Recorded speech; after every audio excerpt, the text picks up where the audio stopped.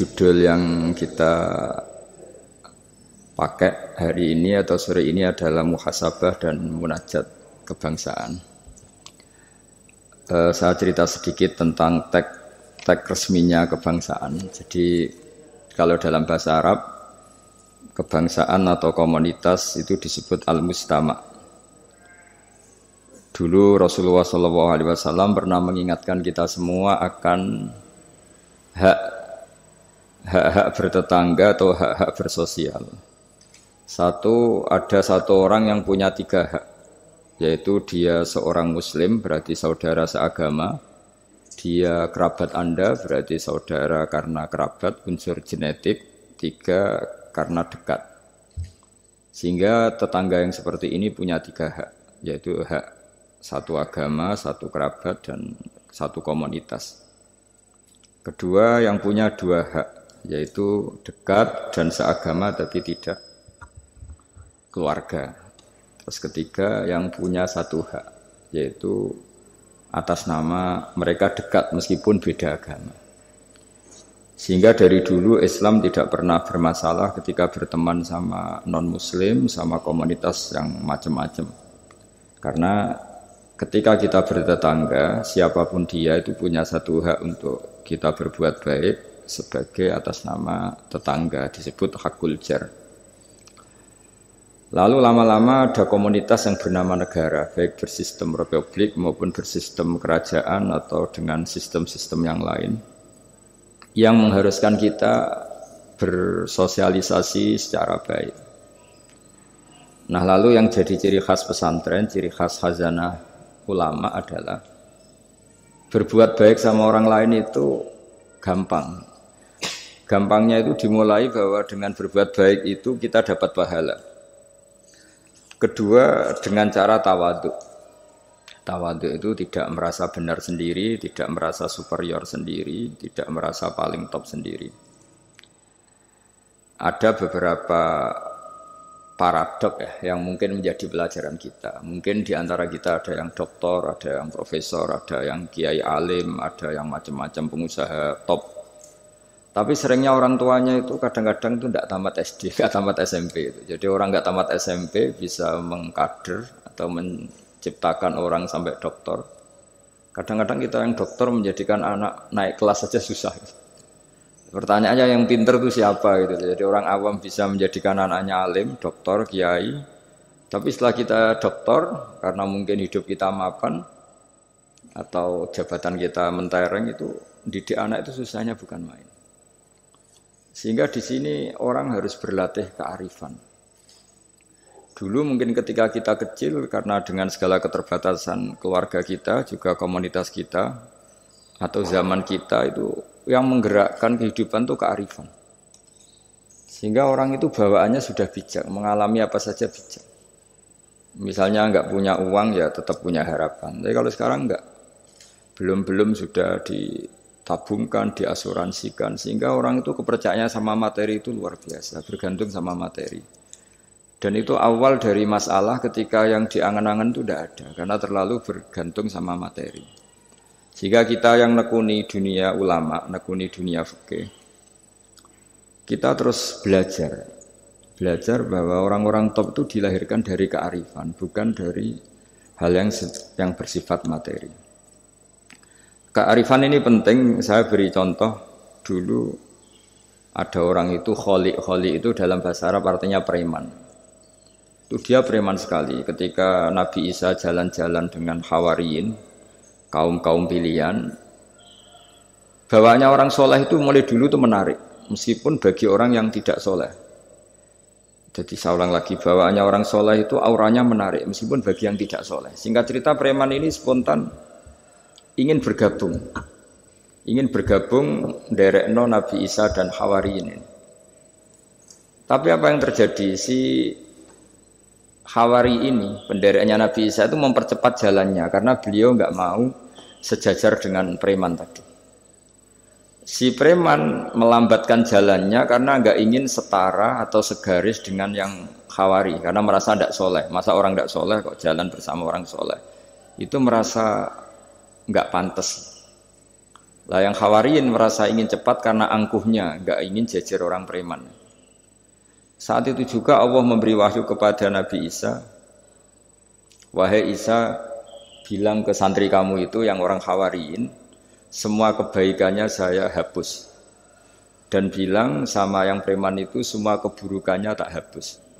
Yang satu dihapus kebaikannya karena angkuh, yang satu dihapus kejelekannya karena tawadhu. Kata Allah, liyasta'nifa al-amala. Dua-duanya harus mulai dari nol untuk menjadi orang baik. Yang satu kehilangan semua kebaikannya, yang satu kehilangan semua keburukannya. Sehingga dari cerita-cerita kitab seperti ini di kitab Ihya, saya menyaksikan sendiri guru saya Kiai Haji Maimun Zubair, bapak saya mulai cerita orang-orang soleh dulu. Itu bertetangga dengan siapapun tidak masalah. Karena ada orang yang sedang fasik, sedang preman, sedang itu dibahasakan sedang. Sedang itu enggak ada jaminan kalau berakhir dengan seperti itu. Jadi bagian dari kearifan kiai-kiai berbangsa dan bernegara karena tidak pernah menstigmasi bahwa orang lain itu lebih buruk ketimbang kita. Sehingga ya kita nyaman saja. Nyaman berteman siapa saja karena kita tidak pernah punya perasaan lebih baik. Nah, di sini kenapa para kiai itu fleksibel berteman berbagai kelompok karena tidak pernah merasa lebih baik. Atau dalam bahasa terkenalnya disebut tawadhu. Jadi ketika orang merasa lebih baik, maka akan ada keangkuhan. Keangkuhan ini melahirkan sentimen. Sentimen ini lama-lama menjadikan sosial yang enggak sehat, bisa chaos. Nah, dari pelajaran itu akhirnya kita cara bernegara, kita cara bersosialisasi itu ya nyaman-nyaman saja. Karena Allah Ta'ala itu membuat status sebenarnya itu di akhir. Disebut husnul khotimah atau su'ul khotimah. Jadi banyak dicerita orang-orang dulu, orang yang nyantri dari awal niat nyantri, enggak jadi wali. Sunan Kalijogo yang pertama kenal Sunan Bonang karena ingin garong, karena ingin begal. Dalam cerita-cerita yang legendaris itu justru jadi santrinya dan jadi wali. Jadi perkenalan yang awalnya tidak baik, berakhir dengan baik. Kadang-kadang perkenalan yang baik berakhir dengan kroni, dengan macam-macam yang tidak baik. Nah, dari sekian peristiwa itu akhirnya para ulama menyimpulkan bahwa hanya biyadihi al-amru, hanya Allah yang bisa mengendalikan semua urusan. Sampai-sampai Nabi misalnya kurang berkenan sama namanya Wahsy, karena Wahsy itu pembunuh Sayyid Hamzah, paman yang paling dicintai Rasulullah. Itu mangkelnya Nabi sebagai manusia itu yang mangkel betul. Tapi sama Allah justru Wahsy ini dikasih hidayat. Kemudian menjadi Islam dan Islamnya baik sekali. Dan dulu ada sahabat namanya Sa'labah, itu pecinta masjid, sering ibadah. Tapi karena mungkin saking overnya atau gimana, dia trauma jadi orang soleh, malah jadi orang nggak benar. Cerita-cerita seperti ini tuh memang nggak bisa digeneralisir, nggak bisa digeneralisir untuk curiga sama orang-orang soleh. Tapi saya pastikan cerita seperti ini tuh melahirkan kearifan bahwa manusia itu akan selalu dalam tanda petik ketakutan, dalam kekhawatiran bahwa mereka tidak bisa mengakhiri hidupnya dengan baik. Sehingga di sini melahirkan kearifan. Dan dari kearifan itu kita bernegara itu akan baik. Karena kita tidak mungkin menstigmasi kelompok lain itu sangat buruk atau sangat bahaya atau ancaman. Karena kita sama-sama punya kearifan untuk berkawan, bersosialisasi.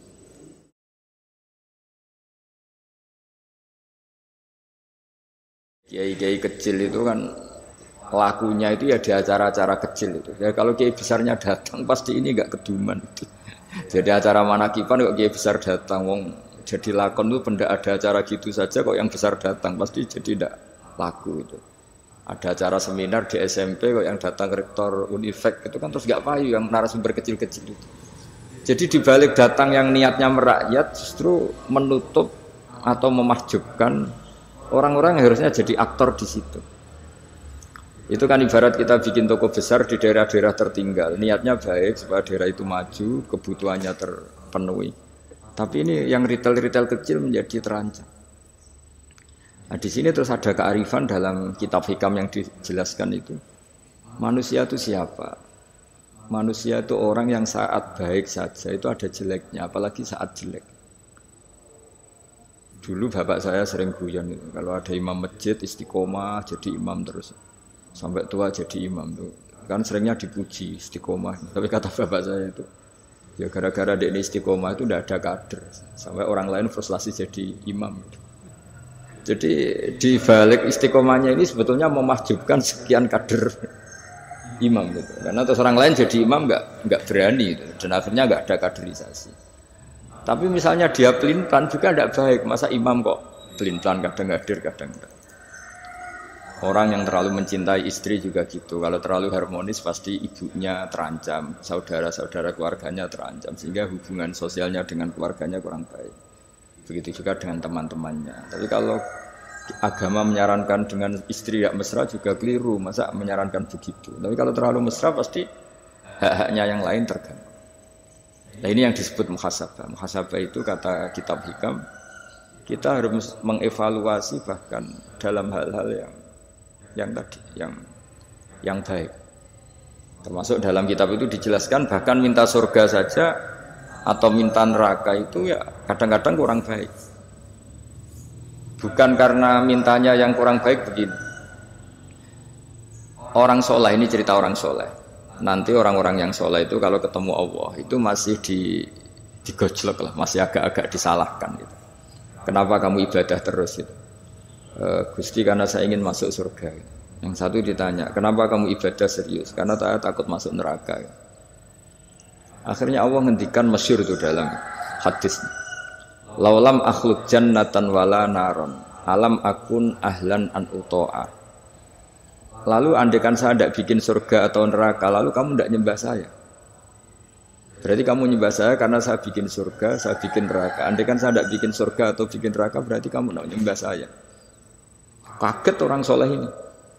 Padahal Allah selalu Tuhan meskipun tidak bikin surga dan tidak bikin neraka. Tapi orang bisa baik itu karena dimotivasi ada surga dan neraka.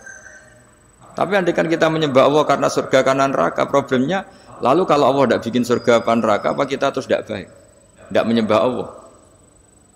Sehingga kalau di Quran itu ada fattakun nar, tapi ada fattakun ya ulil albab. Takutlah kepada saya kalau kamu punya akal. Jadi takutnya bukan kepada tidak masuk surga atau takut masuk neraka, tapi takutnya pada Allah Subhanahu wa ta'ala. Begitu juga hubungan kita dengan istri. Tidak muji istri itu gimana? Kita misalnya ditanya, kenapa kamu mencintai istri kamu? Karena dia cantik, karena dia baik. Sebenarnya kalimat itu bahayanya adalah berarti suatu saat Mas aku naik serayu kira seneng aku. Tapi kebetulan rata-rata istri ini diomongin gitu tuh bangga karena dipuji cantik. Padahal sebenarnya ini masalah. Kalau mencintai karena cantik suatu saat pasti tidak cantik. Artinya apa? Apapun pilihan kata kita sebenarnya ada banyak masalah. Karena tadi menurut kitab hikam manusia itu siapa? Orang yang saat baik saja itu ada jeleknya. Kalau kamu mencintai seseorang karena dia baik, berarti suatu saat kalau tidak baik kamu tidak cinta. Bukan karena kemanusiaan. Kalau kamu menyembah Allah karena surga, andaikan Allah tidak bikin surga, berarti kamu tidak menyembah Allah. Padahal enggak, kita menyembah Allah meskipun andaikan Allah tidak bikin surga, tidak bikin apa? Neraka. Nah, evaluasi-evaluasi seperti ini itu dibutuhkan muhasabah karena kita bernegara sampai sebaik ini itu barokahnya ilmu, barokahnya tawadhu. Tawadhu itu tidak pernah menvonis bahwa kelompok lain atau orang lain itu lebih baik ketimbang kita. Saya punya contoh. Saya punya santri, banyaklah cerita-cerita seperti ini yang tidak pati alim. Barokahnya ndak alim itu hidup di daerah-daerah tertinggal. Begitu juga di kampus lah. Gara-gara dia tidak kumplot mungkin atau mahasiswa biasa mungkin hidup di daerah-daerah tertinggal. Barokahnya apa? Karena hidup di daerah tertinggal. Semuanya dia itu pionir, heroik. Bikin masjid sendiri, nyari-nyari tanah sendiri. Ya sudah, akhirnya dia pendiri masjid. Begitu juga anak-anak mahasiswa yang di kampung kamu tertinggal, mungkin dia mengadakan pipanisasi dari gunung atau apalah bantu masyarakat yang semuanya dia serba pionir. Tapi kita yang mungkin elit, beberapa santri yang pinter mungkin karena juara tahfidz atau juara apa terus diumrohkan ke Mekah. Terus kalau ngaji di masjid mungkin jadi disangoni pakai uang kas masjid. Begitu juga kalau kita kumplot mungkin beasiswa dapat dari negara kita kuliah di Jerman, di Amerika.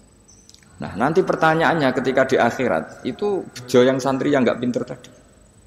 Karena dia statusnya itu pendiri masjid.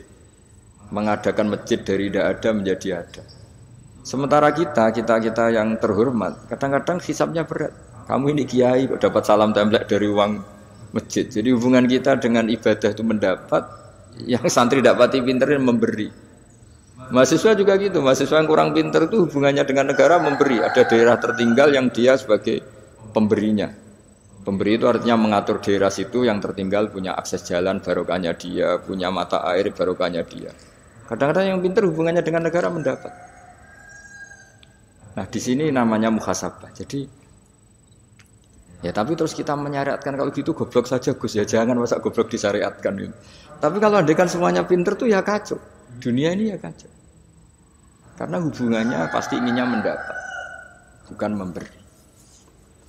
Nah, barokahnya hal-hal seperti ini alhamdulillah di Indonesia TV-TV itu juga sering memberi penghormatan kepada orang-orang yang pionir di daerah-daerah tertinggal.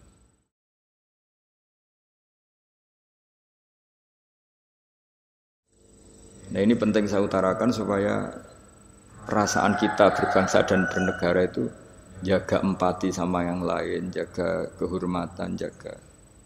Saya sebagai kiai itu ya kadang-kadang itu nangis ya di depan Allah. Orang-orang yang dulu bekerja nyari uang, ya, memang ya nyari uang.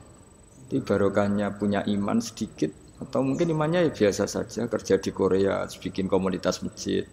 Mahasiswa yang di Jerman, di Amerika juga punya komunitas bikin masjid.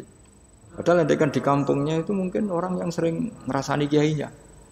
Kadang kurang cocok atau masjidnya kurang gimana. Jadi kalau di daerah yang Islamnya sudah sehat itu agak-agak komplain, perannya buntu saja sudah geger. Tapi dia ketika di daerah nggak ada masjid, berikhtiar untuk bikin masjid. Jadi komunitas kesolehan itu kadang-kadang kemapanan kalau terlalu lama itu hanya melahirkan orang ingin komplain. Tapi yang tidak mapan sama sekali malah melahirkan orang itu heroik. Ketika negara ini sehat, mungkin orang malah menuntut negara. Padahal zaman sebelum berbentuk negara, orang semuanya ingin memberikan hartanya, bahkan nyawanya untuk memerdekakan Indonesia. Nah, sehingga pesan saya sama Universitas Veteran bahwa ketika kita mapan pun itu dengan asumsi tidak mapan, sehingga hubungan kita dengan institusi, dengan yayasan, dengan pesantren, dengan yang kita pimpin itu hubungan heroik, bukan hubungan mendapat. Saya termasuk orang yang sering dimintai nasihat-nasihat. Banyak rektor, banyak pejabat, juga banyak kawan kiai. Saya itu terobati itu yaitu semuanya kita, termasuk setelah mapan itu usahakan hubungan itu hubungan heroik. Sehingga inginnya memberi. Nah, di sini disebut wa mimma razaqnahum yunfikun. Orang baik itu siapa? Orang yang hubungannya itu ingin memberi, bukan ingin mendapat. Sehingga Rasulullah berkali-kali ngendikan al-yadul ulya khairum minal yadis sufla. Di mana-mana itu tangan memberi lebih baik daripada tangan meminta. Nah, sekarang kenapa banyak problem di beberapa negara?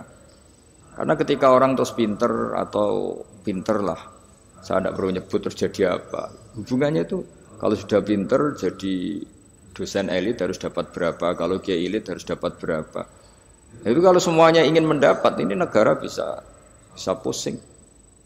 Yang guru besar ingin dapat banyak karena guru besar, kiai besar karena kiai besar. Yang miskin juga ingin mendapat karena miskinnya. Nah kalau semua orang yang pinter, yang bodoh, setengah pinter, setengah bodoh hubungannya dengan negara ingin mendapat, ini negara bisa keteter. Tapi kalau hubungannya ingin memberi, atau kalaupun ingin mendapat ya sumbut lah, kalau orang Jawa sumbut dengan yang diberikan, itu insya Allah semuanya akan stabil. Jadi intinya agama ini menitik beratkan supaya hubungan kita dengan orang lain, dengan negara itu kalau bisa hubungannya itu ingin memberi, bukan ingin mendapat. Tapi kalau semuanya yang miskin merasa berhak mendapat karena miskinnya, yang guru besar karena guru besarnya, kiai besar karena kiai besarnya, semuanya menarik dirinya sendiri, ini akan kacau. Nah, dulu zaman pra-kemerdekaan atau kalau dalam Islam pra-kemenangan, itu semua sahabat, semua saudara kita kalau dalam pra-kemerdekaan ya semua orang Indonesia hubungannya sama negara itu inginnya memberi. Jika negara ini bisa berdiri, bisa merdeka ketika sebelum ada institusi, belum ada tata struktur negara. Sementara negara sesehat apapun kalau hubungan masyarakatnya ingin mendapat, Itu berat. Nah, di sini heroiknya para leluhur kita bahwa mereka bisa melewati masa-masa sulit karena dengan mental ingin memberi. Ya memberi apa saja, entah pikirannya, entah keuangannya, bahkan kalau dulu nyawanya. Jadi ini yang saya titik beratkan. Sebelum saya tutup, saya ingin cerita ya tentang saya jelaskan. Jadi dulu perasaannya orang, meskipun sesoleh apapun, sebaik apapun perasaannya itu ada saja salahnya. Sehingga kalau dalam makalah paling terkenal yang didawuhkan Rabi'ah Adawiyah itu wastighfaruna yahtaju ilal istighfar. Sudah minta maaf sama Allah saja. Sebetulnya dalam minta maaf ini juga butuh istighfar lagi. Karena orang minta maaf itu kadang-kadang ya ingin mendapat yang lebih. Ada orang punya utang gitu, tanggungan sama istrinya karena sering masalah itu. Itu minta maaf itu ya supaya bisa utang lagi. Jadi gayanya minta maaf tapi supaya bisa utang lagi. Mungkin kita kalau punya utang sama orang lain, gayanya minta maaf tapi supaya punya akses utang lagi. Itu namanya minta maaf tapi ada masalah. Nah jangan-jangan istighfar kita sama Allah juga gitu. Istighfar sama Allah tapi minta dimaklumi kalau salah lagi. Nah di sini karena masih ada tercampur mental seperti ini, kata Rabi'ah Adawiyah wastighfaruna yahtaju ilal istighfar. Ketika kita istighfar itu masih butuh istighfar yang lain. Nah dalam kebaikan juga gitu. Ketika kita baik jadi orang soleh, ternyata bawaan kita ingin dihormati. Dulu sebelum kita soleh itu ya kalau di majelis di belakang nggak tersinggung, nggak diperlakukan khusus, nggak tersinggung. Tapi setelah kita soleh, setelah kita kiai, setelah kita dosen, setelah kita rektor, kalau nggak duduk di depan tuh kayak nggak diregani. Itu ya termasuk mental-mental yang kurang baik kalau dalam ilmu tasawuf. Justru setelah kita terpelajar, malah permintaannya aneh-aneh. Padahal agama ini hanya mengajarkan wa ma umiru illa liya'budu wa mukhlishina lahuddin. Agama ini hanya mengajarkan kalau ingin jadi orang soleh yang ikhlas. Kalau ingin jadi dosen, dosen yang ikhlas. Kalau ingin jadi guru, ya guru yang ikhlas. Karena biaya ndak ikhlas itu mahal sekali. Dan kalau sudah mahal sekali ini negara bisa jebol, sistem sosial bisa jebol. Jadi ini hal-hal yang khas kiai karena kalau yang kajian kampus saya yakin Pak Rektor, Pak Wakil Rektor dan Pak Ketua Yayasan lebih tahu, anak-anak mahasiswa lebih tahu. Saya kalau ngaji di kampus memang kan cerita khas pesantren karena justru ini saling melengkapi. Saya tidak berubah basa-basi bicara ilmu khas mereka karena mereka lebih tahu. Kalau dalam bahasa Rasulullah SAW, antum a'lamu bi umuri dunyakum. Kamu lebih tahu tentang urusan yang kamu geluti. Tapi kalau urusan akhirat, urusan agama mungkin karena kita yang menekuni itu mungkin kita lebih tahu. Nah, di antara ilmu yang saya utarakan hari ini, sore ini bahwa orang soleh sendiri itu sebetulnya nanti masih ditanya sama Allah tadi. Kenapa kamu nyembah saya? Karena ingin masuk surga. Kenapa kamu nyembah saya? Takut neraka. Lalu kamu tidak hormat saya, kata Allah. Ketika saya tidak bikin surga, tidak bikin neraka. Akhirnya mereka sadar bahwa ibadah itu harus murni karena Allah Subhanahu wa ta'ala. Bukan karena takut masuk neraka, juga bukan karena ingin masuk surga. Ya sama seperti kita mencintai anak kita, yaitu sebagai karena anak kita. Jangan karena anak kita ranking 1, anak kita kumplot. Lalu terus kita membiarkan anak kita saat ada anak kelas. Toh tetap anak kita. Saya mencintai suami saya karena dosen penghasilannya banyak. Lalu suatu saat kalau ada masalah di PHK atau ada masalah terus tidak suami kan. Makanya di sini agama itu sangat menyarankan kesejatian. Jadi dia suami kita, dia anak kita. Apapun kondisinya. Nah kira-kira gitulah. Ikhlas itu kira-kira seperti itu. Jadi jangan sampai alasan-alasan yang bersifat materialistik itu yang menjadikan kita mencintai istri karena cantik, mencintai suami karena hasilnya besar. Suatu saat kalau itu berubah, kita akan masalah. Di sini agama menyarankan ikhlas.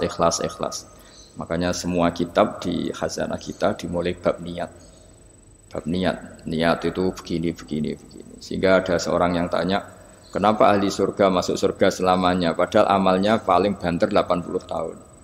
Tetapi kenapa ahli neraka akhirnya masuk neraka sampai selamanya? Padahal kalaupun dia bejat hanya 80 tahun. Itu dijawab oleh ulama-ulama. Orang mukmin itu berkomitmen akan iman andaikan hidupnya selama-lamanya. Sehingga dibalas dengan masuk surga selama-lamanya. Sementara orang yang fasik, yang berbuat hanya mengumbar nafsu, bayangan dia kalaupun hidup 1000 tahun ya akan begitu terus. Dan dia ketika mati dengan status dia berencana andaikan sehat maksiat terus. Karena punya rencana seperti itu diganjar neraka yang selamanya lama. Maka saya mohon niat ini juga yang harus mengilhami para rektor, para dosen. Andai kan sudah ada jabat pun tetap berkomitmen pada institusinya, pada yayasannya. Jangan kalau jabat serius, sekali tidak jabat malah ganggu. Itu enggak boleh. Harus. Saya sendiri juga gitu. Saya populer apa enggak, saya keren apa enggak, saya akan berkomitmen tetap mengkhidmati agama ini. Nah, dengan seperti itu berarti sudah biniyatin solihatin, punya niat yang baik. Saya kira demikian karena memang suasananya masih pandemi, tapi ya tetap terima kasih meskipun lewat virtual, tapi saya mohon sekali komitmen ikhlas ini dan tawadhu ini. Karena bernegara itu, kalau negara mungkin jaganya kan lewat tentara, lewat polisi, lewat institusi, lewat aturan-aturan itu semua orang supaya merasa tertib. Tapi kita sebagai kiai, tertib itu dimulai cara tawadhu tadi, karena kita tidak merasa paling benar sehingga hubungan dengan siapapun kita akan baik. Tapi kalau sudah orang merasa benar sendiri, bahkan saya dengan anak saya itu ya sering takut. Ya karena jangan-jangan benar anak saya. Saya berkali-kali cerita di mana-mana, bapak saya itu kalau ada santri sedang guyon mau manggil itu gak jadi. Padahal beliau ingin memerintahkan untuk urusan apa? Alasannya bahagia itu mahal, sehingga kalau saya jadi manggil ganggu bahagianya santri ini. Saking tawaduknya bapak saya. Bahagia itu mahal. Jadi kalau saya manggil pas dia bahagia mengganggu. Padahal bapak itu kiainya. Jadi orang dulu kearifannya tawaduk itu sampai dengan santrinya, dengan anaknya. Itu tawaduk. Dan ini yang menjadikan kita semua baik-baik saja ya karena tawadhu. Makanya orang kuno dulu itu kalau nasihati anaknya mau merantau itu mesti yang enggak lupa itu jolali sholat sampai wong sing apik, sing tawadhu, sing ngalah. Ya, saya mohon kearifan-kearifan ini dijaga karena kita bernegara ini sampai merdeka ya barokahnya kearifan leluhur. Kita sudah menikmati kemerdekaan sedemikian rupa itu kenapa bangsa ini bisa lolos dari penjajahan? Karena orang-orang luhur dulu itu nasihatnya tunggal tadi. Kita patriotik, kita heroik, hubungan dengan negara memberi, sehingga terus bisa merdeka. Coba kalau dulu sudah latihan merdeka, hubungannya mendapat geger rebutan aset, rebutan apa saja bisa habis kita sebagai bangsa. Saya kira demikian. Wassalamualaikum warahmatullahi wabarakatuh.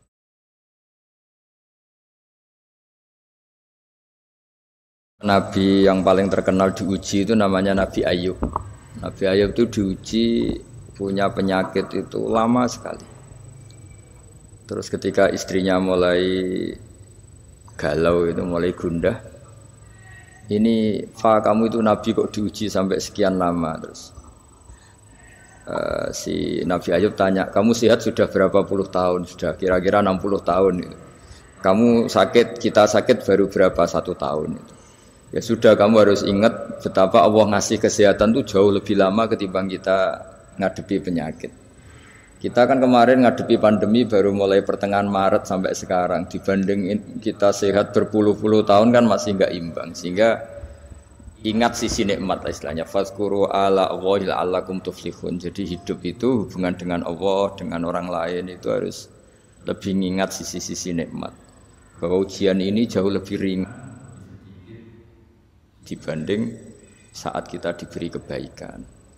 Jadi sehingga enggak perlu cemas. Ya sudahlah kita berikhtiar untuk menghadapi Covid ini, tapi enggak perlu cemas karena sebetulnya nikmat yang dikasih Allah itu jauh lebih besar gitu. Dan saya sering cerita bahwa ketakutan akan Covid atau ketakutan pandemi itu ya dimulai dari kita terlalu fokus. Andai kan kita peneliti geologi atau peneliti alam ini mungkin takutnya likuifaksi mungkin kalau peneliti sosial takutnya Indonesia itu chaos, mungkin kalau peneliti apa gitu ya, mungkin peneliti udara atau peneliti polusi takutnya itu polusi. Jadi ketakutan akan di antara manusia itu kan memang khasnya itu walana biwanakum bisyai'im minal khaufi wal ju'. Di antara khasnya manusia itu memang punya rasa takut. Dan rasa takut ini sesuai spesialisasi masing-masing. Kalau dokter ya takutnya hal-hal seperti itu, takut COVID, takut pandemi, takut ini itu. Mungkin kalau pakar sosial takutnya kalau Indonesia ini chaos, saling ancam, saling menikam gitu. Nanti takutnya orang ekonomi Indonesia ini kalau sampai mengalami kebangkrutan dan sebagainya. Tapi apapun itu kita yakin bahwa mulai dulu ada masalah dan kita selalu bisa melewati dengan baik. Satu ya karena tawakal, dua karena ikhtiar-ikhtiar yang secukupnya untuk menghadapi pandemi ini. Ya kira-kira seperti itulah untuk menghadapi supaya kita imannya tetap stabil karena hubungan Allah dengan kita jauh lebih banyak memberi nikmat ketimbang ujian-ujian, ada ujian kayak pandemi itu. Dengan demikian sesuai anjuran Allah, fazkuru ala Allah. Jadi orang itu disuruh ingat sisi-sisi pemberian Allah, bukan sering ingat sisi-sisi ujian Allah Subhanahu wa taala.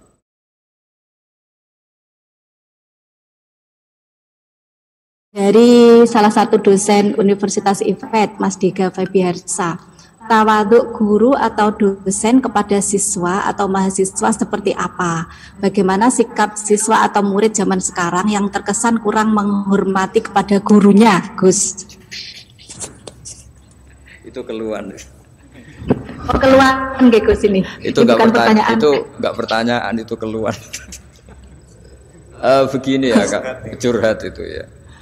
Kalau mahasiswa dan dosen itu kan dari awal dosen juga kalau santrinya terlalu tawaduk, mahasiswa juga susah, katanya tidak kritis. Tapi kalau kritis kenanya nanti tidak tawaduk, itu mah nggak banyak pilihan kalau di kampus itu. Tapi sebenarnya tawaduk itu bukan dengan makna harus seperti orangnya dulu terus DP itu enggak lah. Tawaduk itu artinya orang itu diberi haknya. Jadi apa ya? Ketika orang lain kita mengasumsikan, ya saya ulang lagi, kita mengasumsikan gambaran tawaduk, maka dengan asumsi itu kita gampang kecewa. Misalnya bayangannya kalau kita masuk kelas, misalnya mahasiswa berdiri semua, terus ketika kita ngajar materi semuanya diam, oke, itu keinginan yang baik gitu. Tapi masalahnya kan mereka juga semuanya punya cara pandang ya, punya akhwal-ikhwal yang spontan itu.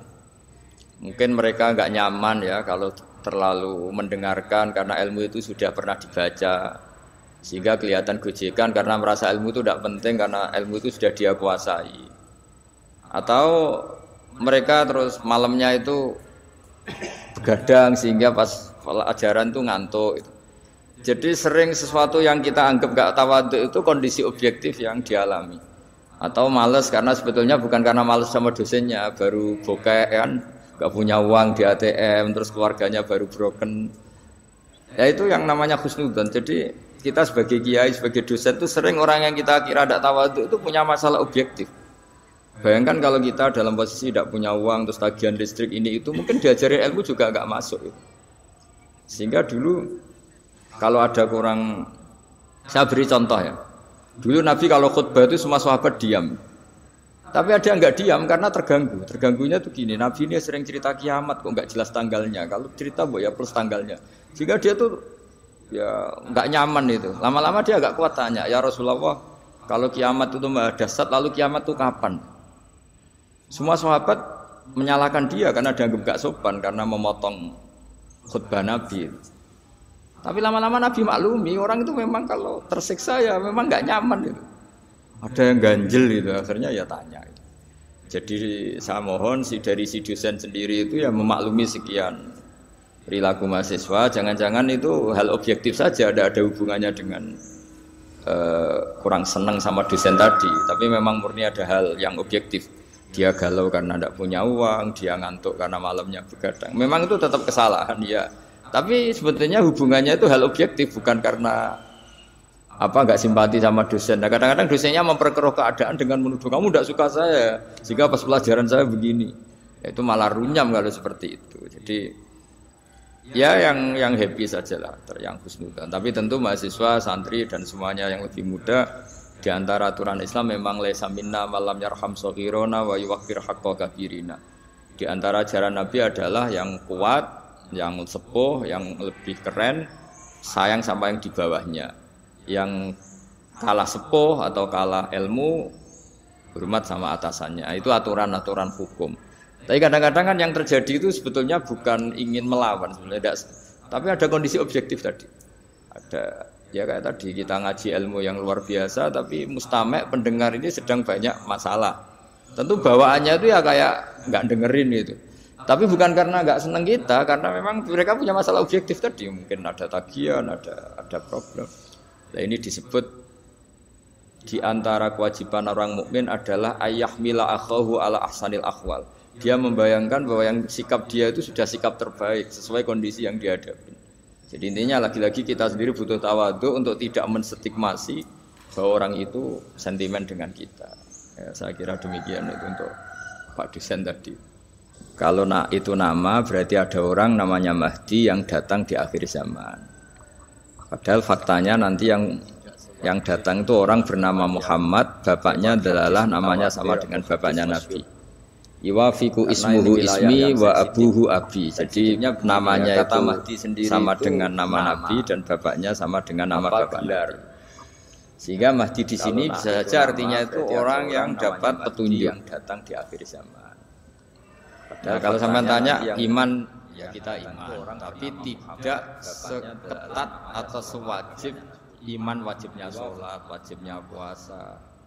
Jadi sama-sama berstatus wajib iman itu ya ada kelasnya ya, ada kelas mainnya. Jadi kalau sesuatu itu mujma' alaih atau mutawatir itu tingkat kewajibannya itu ekstrim gitu. Tapi kalau dari riwayat yang di bawah itu ya sama-sama masih wajib, tapi ya wajib-wajib yang jauh di bawah itu. Ya intinya proporsional lah. Jangan lalu hidupnya Anda dihabiskan untuk membayangkan nanti Mahdi itu wajahnya kayak apa, terus cara perangnya kayak apa. Lama-lama kamu filmkan itu malah enggak karu-karuan itu kalau khayal ya sudah ya sekedar iman, tapi tidak seiman kalau kita wajib membenarkan Rasulullah Muhammad SAW dengan segala apa yang ada beliau, yang sampainya kita lewat thariqut tawatur dengan cara yang sangat masyhur, sangat terkenal dan diijma'i ulama. Nah, yang kelas-kelas seperti ini yang imannya itu harus benar-benar ketat. Jadi kalau riwayatnya itu mutawatir yang di bawah itu atau masyhur atau apalagi ahadi yang meriwayatkan hanya personal rawi tidak konsensus, itu tingkat imannya di bawah itu. Ya samalah seperti hukum sosial umumnya. Kalau informasi ini masif dan semua TV memberitakan misalnya dan semua yang orang adil percaya, mulai pejabat rakyat tahu ya. Tapi kalau informasinya baru personal di bawah itu ya tingkat imannya juga. Jadi intinya sama-sama wajib tuh kualitas kewajibannya beda-beda sesuai kualitas riwayat.